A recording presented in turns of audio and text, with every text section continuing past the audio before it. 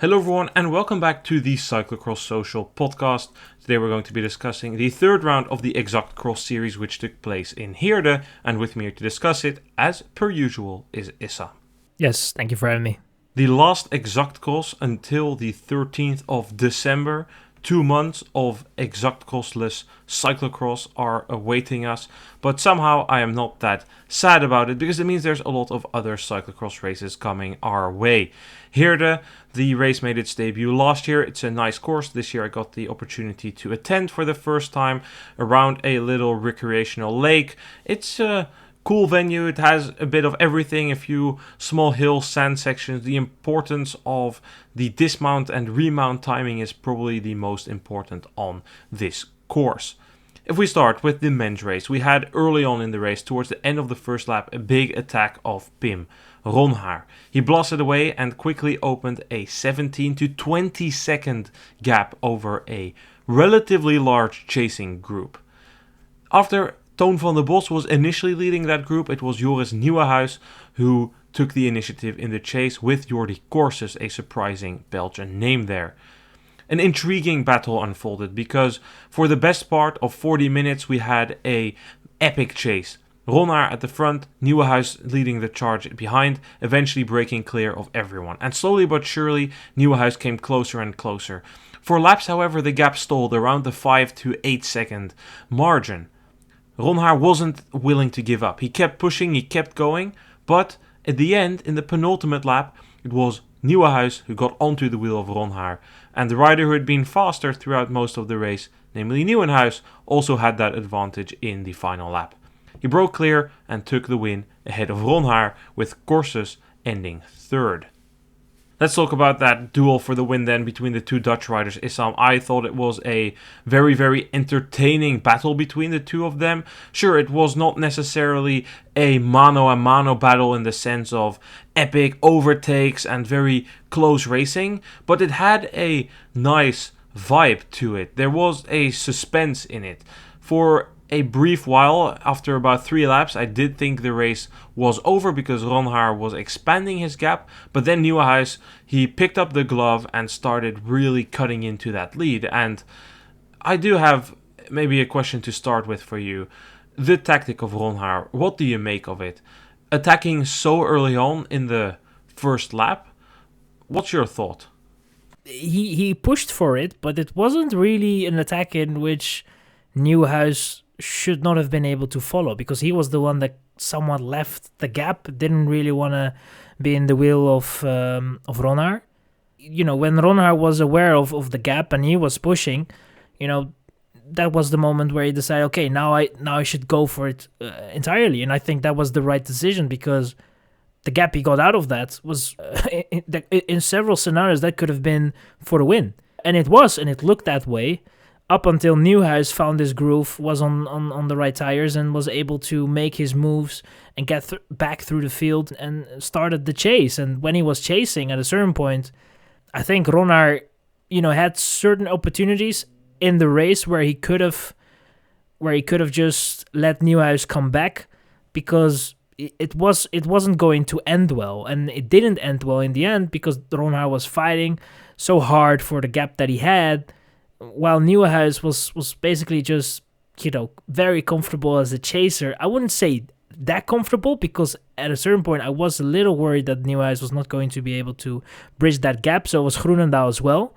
But eventually he was able to close it down, and he did it on his own time, very much in control. You saw it on the last lap. The moment he was there, the moment he took initiative, the moment he was able to put Ronhaar under pressure for the first time in the lead, Ronhaar didn't really have an answer, and it was very clear that the difference was there. So looking back, I think that Ronhaar could have been a little bit more patient when the opportunity was there to maybe get back in the race, give Nieuwenhuis some other chance to be back in his wheel, and maybe sit in his wheel and let him take the initiative and try to rest and be ready for that last lap, because he clearly didn't have the legs to battle Nieuwenhuis this time the way he did it in the last lap for the finish, to win the race, and he just wasn't able to do that.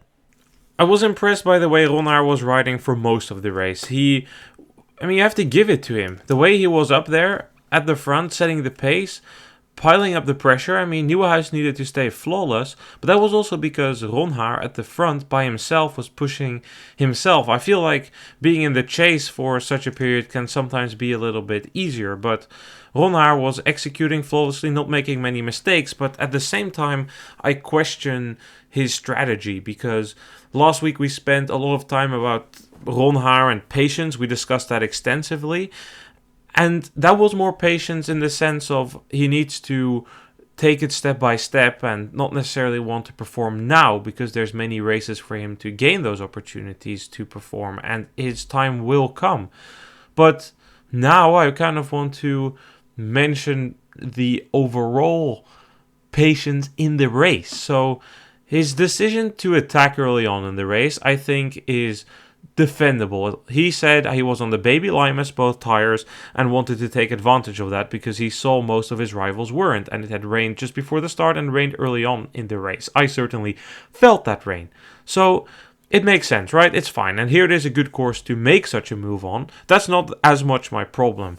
But later on in the race, I think his strategy stands in sharp contrast with what Nieuwenhuis did last week. Nieuwenhuis last week made an early move. He attacked in Ruddervoorde, opened a 15-second gap over the chasers, defended that gap. But what Nieuwenhuis did was, once the chasing group came close, the gap went down to 7 seconds. He made a push. He pushed for one lap and saw, hey, the gap went down to 6 seconds. It's probably not wise to continue, so he decided to not defend that gap. What did Ronhaar do today? The situation was similar. He opened a 20-second gap. Nieuwenhuis comes close. Gap comes down to 6 seconds. And then what does he do? Ronhaar decides to push. The gap stays 6 seconds. But for Ronhaar, that is not a sign to stop. Even when Nieuwenhuis closes to 4 seconds, every time the response of Ronhaar was to accelerate, to expand his gap by 1 or 2 seconds again. But then Nieuwenhuis, being the smart rider, the more experienced rider he is, sees through this. In the post-race interview, I think it was quite fitting. Nieuwenhuis said, I knew what he was doing, but I felt stronger, so I just kind of took it easy. I sat back, didn't really think too much of it, and then closed the gap in the penultimate lap and finished it off in the final lap. With a bit more experience, Ronhaar could have been just a little bit more patient to decide the race, let Nieuwenhuis come back when he feels he's coming, sit in the wheel, and repack himself. Now Ronhaar said, in the final lap I thought I could just give it another go. But that's a very naive thought, considering the fact that he'd just been hammering it at the front for 55 minutes. So I think that's a part of the tactics of Ronhaar that I question today. You know, the thing is also what I had some trouble with was the way Ronhaar was talking about his race. In the Flash interview afterwards. I mean, he had a completely different view of how the race went, because he was talking about hoping to have the gap, to have like 20, 25 seconds, which I think at some point he had on Nieuwenhuis. He had like 20 seconds. And then he said, he felt that during the race, it didn't completely lose all his energy, but he felt that he was depleting a little bit. And, the race was hard, and it took a little bit off.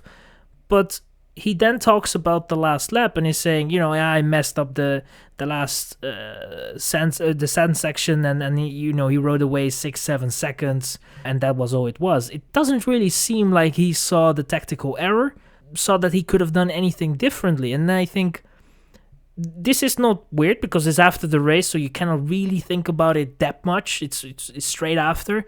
But I feel that if you are in the management of Baloise and you wanna, you see that, I think you should address that a little bit and try to give him some advice, because I feel that the way he was talking about the race, to me at least, it felt like I was watching a different race, because I think you got that impression as well on the last lap.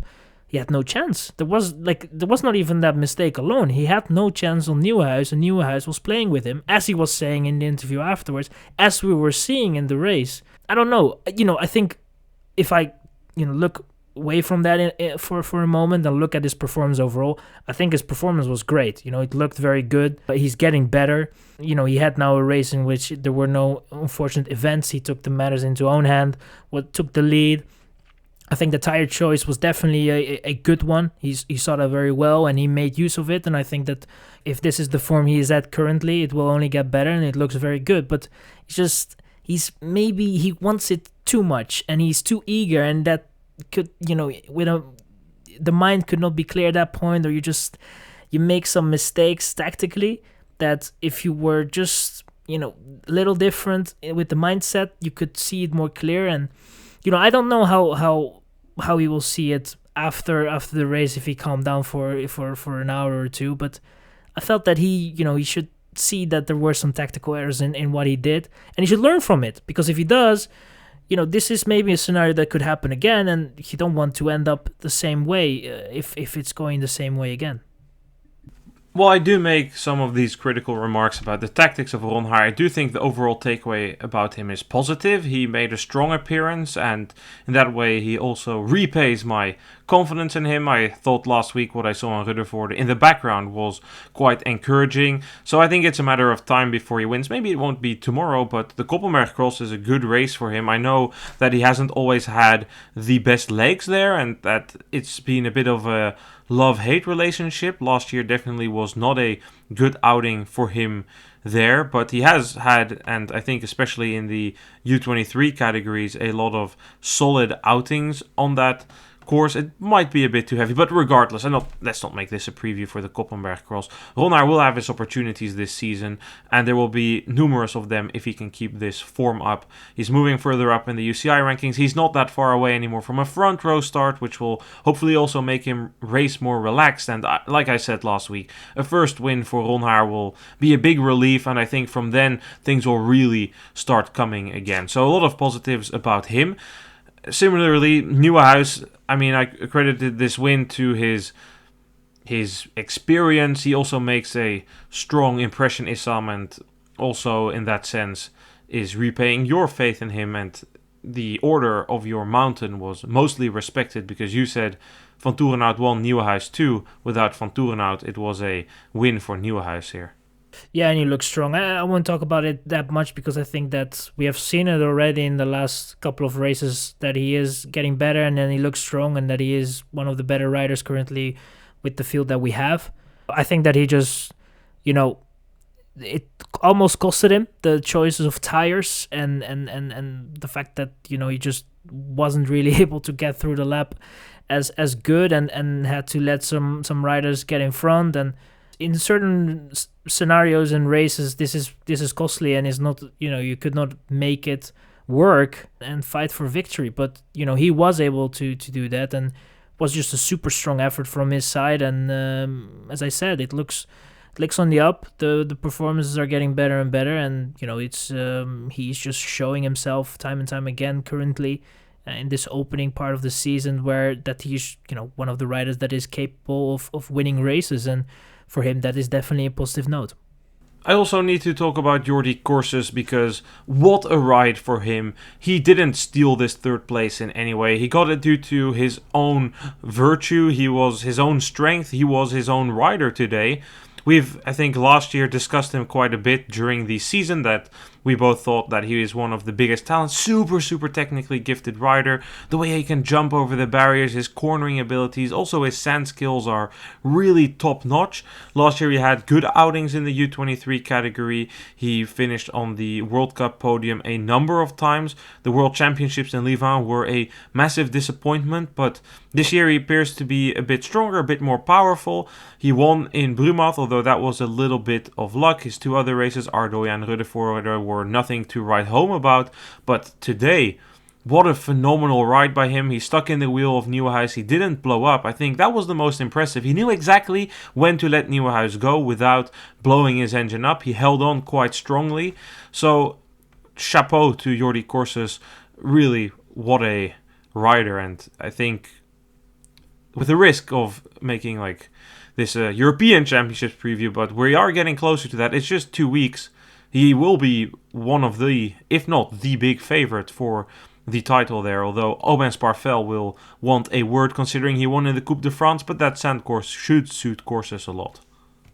Yeah, I think it was a super strong ride by Jordi Corses. I think, as you said, he didn't only show today that he has a good bike handling and that he was able to hold his own, but I think as well, as you said, he didn't blow up when he was following Nieuwenhuis, and I think that he steadily somewhat let him go. The gap became a bit bigger, but he was able to hang on quite well, I think, and these are somewhat the results.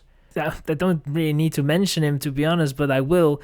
This is something that I want to see from someone like Jente Michels. I want to see these type of results because, sure, it's just an exact cross, and there were definitely some circumstances in terms of how the riders were handling the rain and the weather and all that, but I still feel that these are the type of results you look at and you'll be like, that is noticeable. That is something that you look at and be like, well, he showed himself there. He showed his potential. And it is something you will get in your memory and you will keep for a while. And yeah, that is something that I feel that I want to see from a talent like of his caliber. And it was great to see. It was really, he showed himself also for his home Belgian fans. In terms of on the television, they were talking about him very highly, and that is also something that can help you in the future in terms of contracts and all that. So I think for him, definitely a very, very positive day and a very strong race overall. Let's look at the entire top 10 then. Behind the podium of Nieuwenhuis, Ronhaar and Courses, we find Zweek ahead of Van de Putte and Van de Bos. Orts was 7th ahead of Mees Hendricks, David Haverdings with Kai de Bruikere completing the top 10. Let's discuss 2 more riders, I think. I have a brief remark first on David Haverdings. I don't think we need to discuss him. I think his season start has been somewhat disappointing. I had higher hopes considering his road season. He was okay in the start of the race in Ruddervoorde and Woerden, but in both races blew up. Today that wasn't the case. He was further back and moved his way through the field, but he should be reaching a higher level if he wants to compete for the U23 titles this year. 2 other riders who I think were some disappointments. I think Zweek was disappointing. Similarly, like in Ruddervoorde, he was back at the start. It's kind of becoming the Van der Haar syndrome, can I say that? This is something we saw a number of times last year as well, especially early in the season. He needed to chase. Same for today. He was like 10th, works his way up, makes one push, kind of pays the price for that, repacks himself.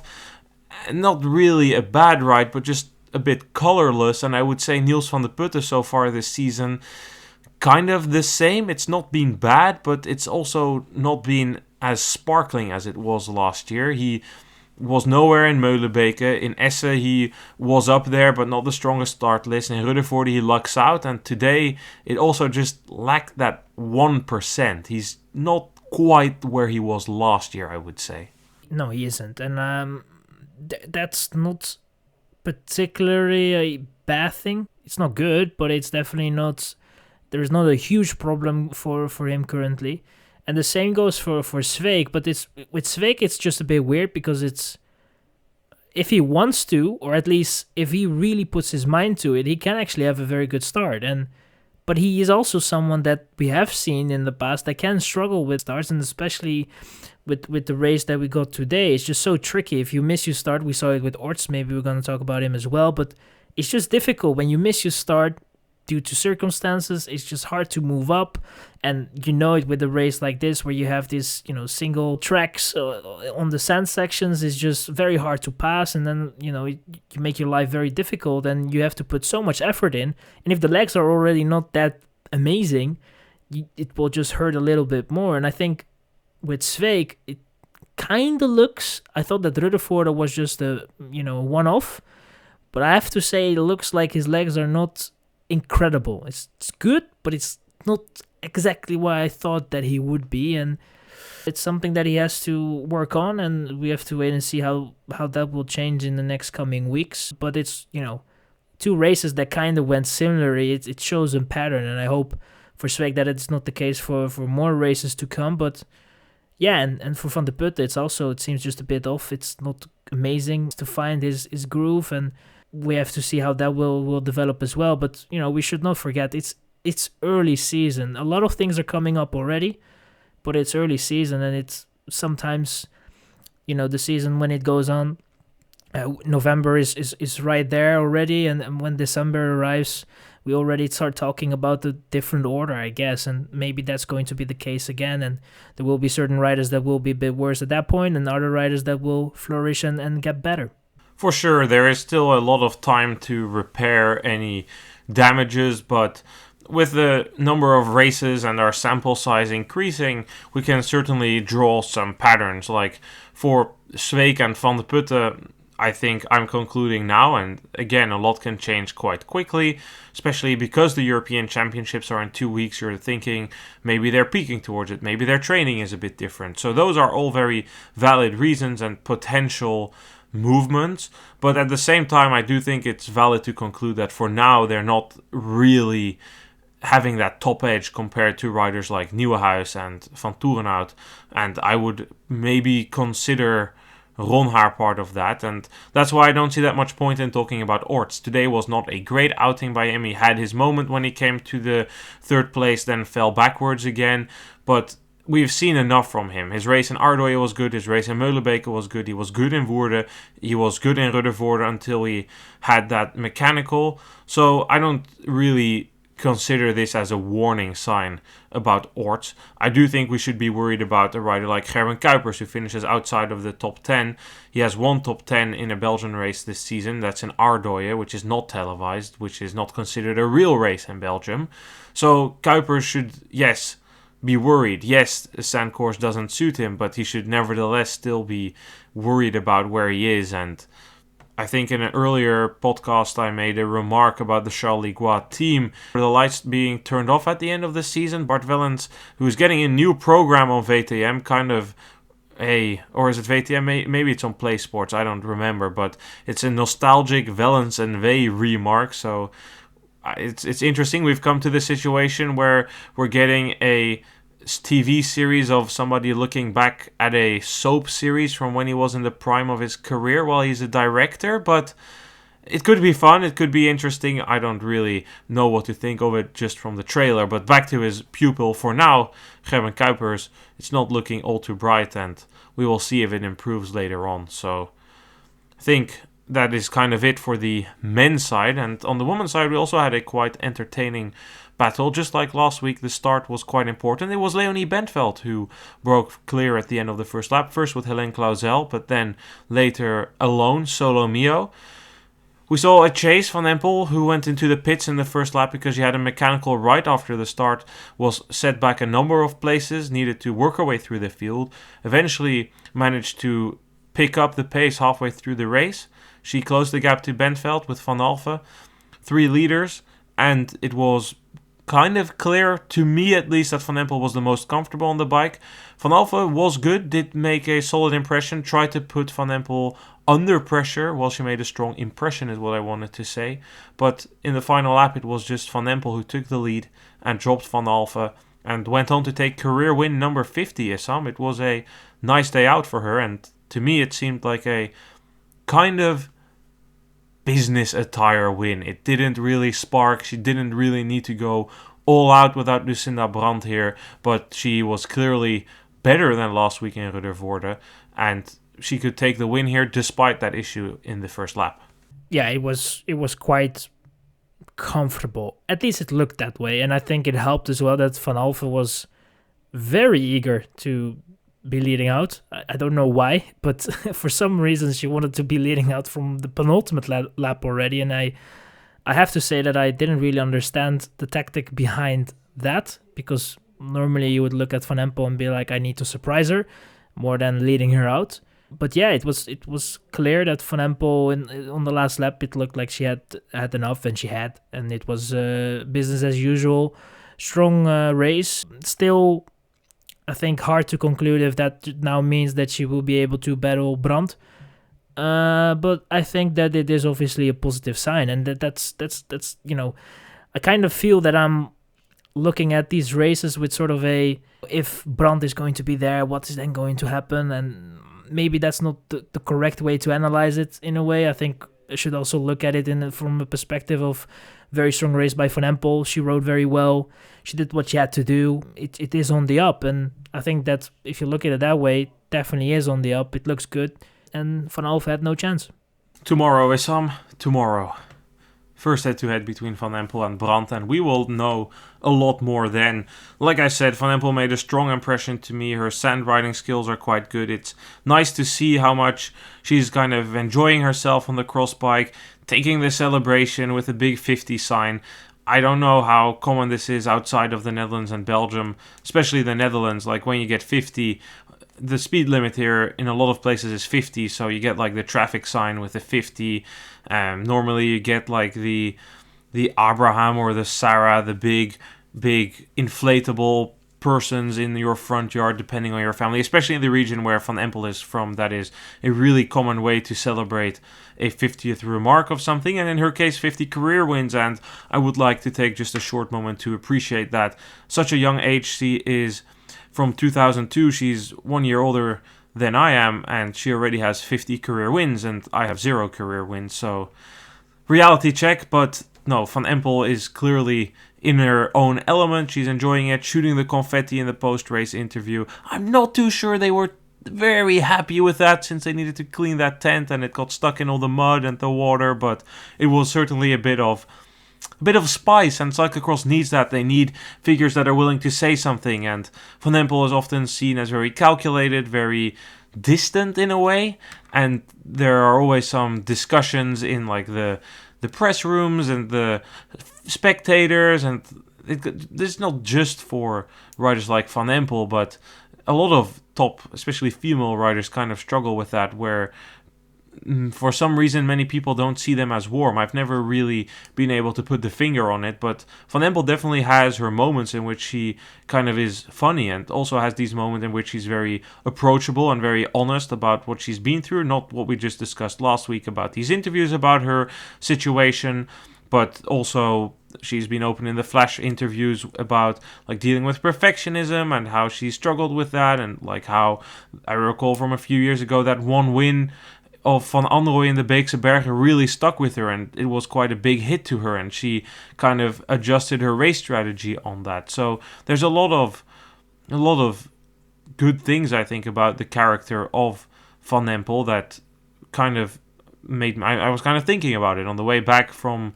the race, driving in the car. Like, it's quite remarkable at such a young age, and I think with Van Empel we could have the next greatest cyclocross rider of all times in the female category on our hand. I mean, already a 3-time world champion, but time will tell for that. I do think, and we can probably be relatively short about this, Issam, because we've concluded about Van Alphen already in the midweek episode in Woerden that she was quite good. She continues that. It was, I think, nice that you guys could see a little bit of what I saw in Woerden, a battle between Van Empel and Van Alphen, which there was relatively similar in the elite men's race, actually also quite similar to Woerden. Ronhaar going early and then a Ridley rider chasing behind, taking the win in the end. But on the women's side, I don't know if you have anything to say about Van Alphen, but else feel free to talk about Leonie Bentveld, because for her it was also a good outing today, a very ballsy race by Bentveld. I think about Van Alphen, I already said it, that it was a bit weird that she was so eager to lead out and try to be at the front. I think she made some nice moves, but it was, I think in terms of the way you're spending your energy, it was maybe not the smartest thing to do, but very good signs in terms of where her form is at, and it looks good as well. So that's definitely nice to see. But for Bentveld, I mean, I was, I wouldn't say worried, but I was, at some point I was like, if she's able to keep this going, I don't know where it will end up, but it kind of was somewhat similar to Ruddervoorde, where, you know, leading out, but then eventually it kind of comes at a place and she fades a little bit. And that was, again, the case. I don't know if that is, I'm wondering if she wouldn't be doing that, and she would be a little bit less eager at the starts and try to save the best for last, if that is going to make a difference for a race. But I think as a talent, it looks like this year is a year in which she made a very good step forward, and I think that is definitely something that is very noticeable of the way Bentveld has started her season. And I think I'm not going to say we were asking that from her, but you were kind of wondering where that step would be made and when it would be made, and it seems to be that step someone has been made, and it's a promising step. And Paul Sousa, despite the fact that they don't put a lot of effort into the women's category, they have someone in their team that is, very promising. Bentveld has finally made a big step.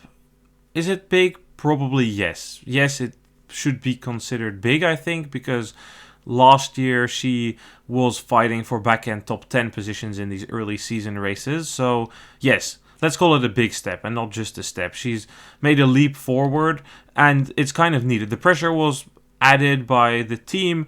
They were like, oh, we've invested so much in Bentveld and this year she really needs to become European champion, world champion. Look, if Backstedt races the World Championships, I think it will be really difficult for Bentveld. But her season start has been very promising and something to work on. She's become a more versatile rider. She's now not just a rider that does better on the muddy courses. So she can be satisfied with this season start. And let's see where it takes her, right? It could be the start of something very good for her. Let's look at the entire top 10. Behind Van Empel and Van Alphen Bentveld, we find Inge van der Heijden. A race that wasn't great after she crashed. I don't know how much the crash really impacted her. Helene Clauzel in 5th place ahead of Manon Bakker. 7th for Laura Verdonschot with Julie Brouwers in 8th. Denise Betsema in 9th with Bloemen Kalis rounding out the top 10. Curious, Issam, if any rider in the top 10 stood out to you in a positive or a negative way? I think that's for Van der Heijden. It wasn't the greatest of outings, but that crash on the first lap didn't really help, and it seemed that she was somewhat affected by it. I don't know how much, but it bothered her a little bit. And these are the type of races, there's no classification, so when you feel that it's not going to be for the win, maybe just the motivation is going to be a bit less. But in another race for Van der Heijden where it just didn't really go her way. Clauzel started as always somewhere there up the front and eventually wasn't really able to hold on to that. But I think also from her side, a very strong race. I think that Bakker was maybe a little disappointing. I thought that she should have been a little bit closer up front. And, with Verdonschot, Brouwers and Betsema, we have, those three are somewhat similar at this point in terms of where they are. I think that Verdonschot didn't look great in the beginning, but had a good end. And Betsema looked a little bit better at the beginning of the race. And somewhat struggled in the end. So I think that we have seen those patterns somewhat over the last couple of weekends, and I'm kind of hoping for bigger changes there. Who knows? Maybe that is coming. I think that today was definitely a very honest race, despite the fact that it was also technical, and there was that sand section, or the sand sections were in it as well, which shaked it up a little bit. But I think that it was also a very honest race, and with honest races, you will always get straightforward results, or at least as much as possible. And I think that's what we somewhat got. I want to make one final remark, and that's not necessarily related to a rider, but more a trend that I'm noticing. On the women's side, for the last year and a half, the starts appear to become increasingly important, because we see quite often that the top riders, and the top riders have been Alvarado, Brandt and Van Empel. To an extent, you could include Pieterse, but her campaign last winter was quite limited. But if you look at the three riders that were always there, they had struggled quite a bit with their starts. And today, the start of Van Empel wasn't bad. She took the first corner first, but then she went into the pits. And I'm seeing kind of a repeating pattern where these riders need to move up, and at the front, riders therefore take the initiative. Riders like Bentveld today. I mean, last week it was Foucounet with Bentveld. We've seen Schreiber do it a number of times. It actually led to Schreiber's win in Hulst last year. Backstedt did it in Zonhoven the following day, and it brought her quite far as well. So we're seeing quite often that the top riders on the women's side are not necessarily the most explosive out of the start block, although today Van Empel had a very valid excuse as she went into the pits.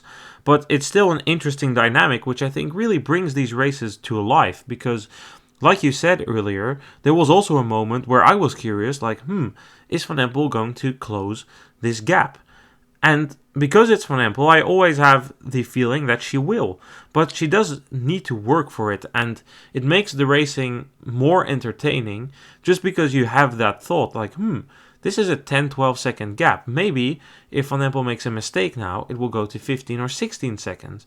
And then it will be really difficult, because then the mental aspect comes into play. Are you still going to go for it? There's another race tomorrow. They're out of sight. So it does add something to these races, which I've been enjoying quite a bit. Let's take a look at some more results then, because there was racing all over the world today. And Issam, no worry, you're not the one needing to pronounce them today. It's my turn again, but I have done some practicing through years and years of reading this. There was racing in Italy in Salvirola, where Filippo Fontana took the win ahead of Mattia Agostinacchio in a sprint, with Federico Seolin ending third. On the women's side, it was Lucia Bramati taking the win ahead of Carlotta Borello and Rebecca Garibaldi. If we move over then to the Czech Republic, there was racing in Hlinko for the HFS System Cup, with Václav Jezek taking the win ahead of Michal Boros and Christoph Bazant. Women Elite race was won by Kristina Zemanova ahead of Barbora Bukovska and Amalie Kotwaldova. Just a little disclaimer, when I say that I have practiced, it does not mean that I can pronounce everything. It means I have practiced embarrassing myself, but luckily there are also some places where it's more easy to list the results. In France, for instance, in Albi, the first round of the Coupe de France took place, and it was Aubin Sparfel racing up in the elite category, taking the win ahead of David Menu and Quintin Navarro. Célia Géry won the women's race ahead of Amandine Mulet and Anne Morichon. What a talent that is, by the way, Issam Aubin Sparfel.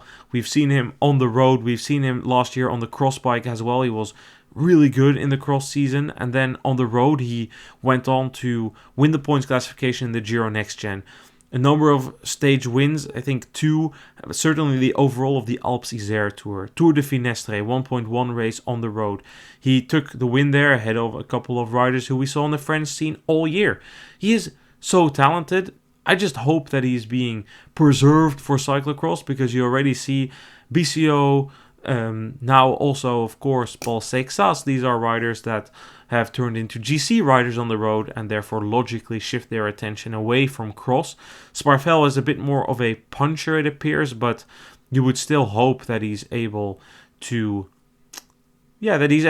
stay in cross, because I think out of all those names I listed, maybe you could make an argument for BCO, but certainly for Sparfel, he seems to me to be the most complete cross rider out of the latest generation of French talent.